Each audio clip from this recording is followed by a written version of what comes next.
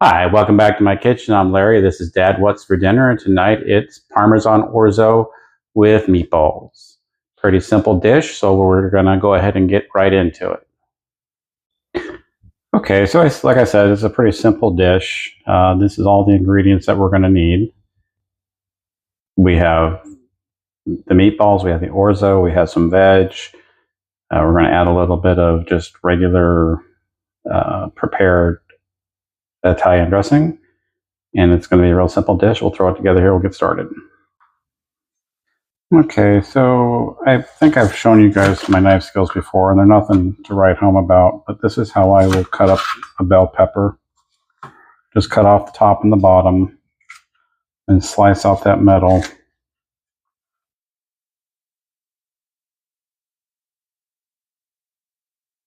And discard that. Slice out this pith. Try not to chop off my fingers. And then you have this. I'm going to go ahead and cut it in half.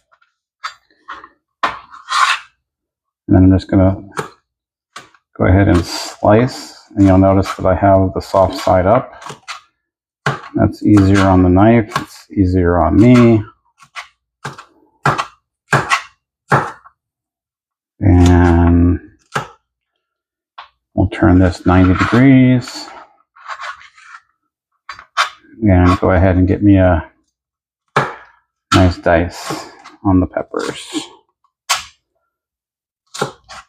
I'm sure everybody watching has their own way of cutting peppers. This is what works for me.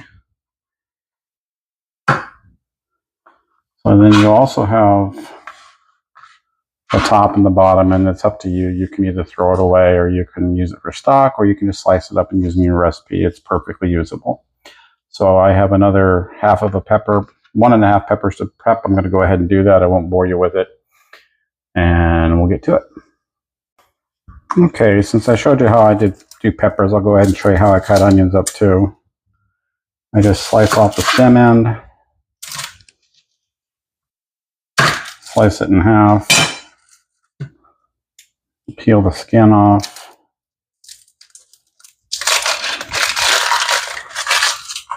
Discard that, leave the root end intact. And for a dice, like what I'm going to need for here, I'm just going to cut this way. We'll go ahead and do it 3 times. And then we're going to slice this way.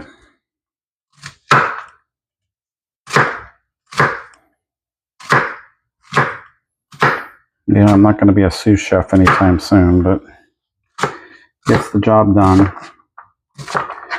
And I get a nice dice this way. I'll turn it over on its side. Try not to break my camera. And there you go. And I'll go ahead and finish up the rest of that onion. I'll see you guys on the other side. Okay, so we're going to go ahead and get started here. Obviously, you need to turn on the stove. And we're going to put in about 2 tablespoons of oil. This is just olive oil. Let that heat up. Okay, so once the oil starts shimmering, sometimes I just throw a piece of veg in there just to see if the oil is ready. And once it starts doing its thing, then I know it's ready. Okay, so we're going to go ahead and add in, this is just 1 medium onion, diced. This is 1 bell pepper, and again, just diced. I'm adding garlic. I'm adding 4 cloves, but I always consider garlic a spice, and that you add it according to your taste. Give that a little stir.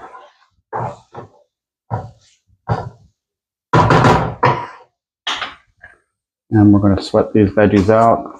And to help that along, I'm going to go ahead and add in my adobo. Just give that a little love. And we're going to sweat that out. That'll probably take, 3 or 5 minutes. Not really looking for color, just looking to get this kind of softened up. Okay. So looks like we've got this sweated out pretty well. I'm going to add just a couple dashes of chili flake. Nothing crazy there. Give that a little stir.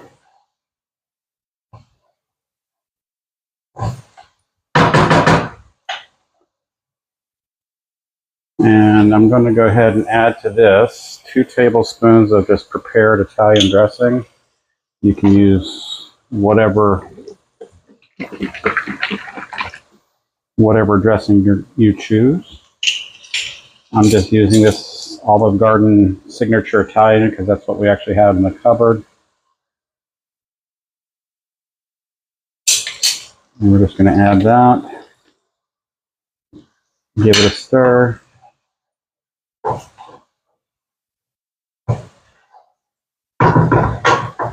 Let that cook for a minute. I'm going to go ahead and then add in 1 3/4 cup of broth, beef broth.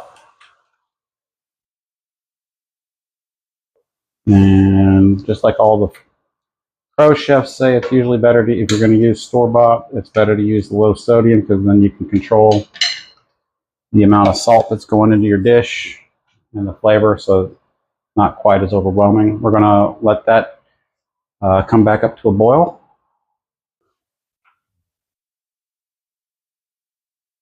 Okay, so we're back up to a boil. We're going to go ahead and add in our pasta, which is orzo, just a cup of that.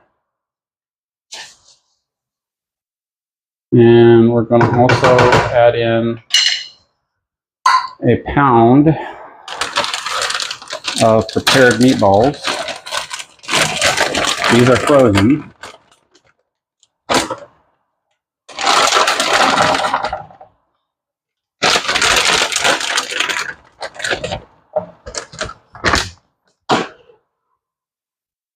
Give that a little stir.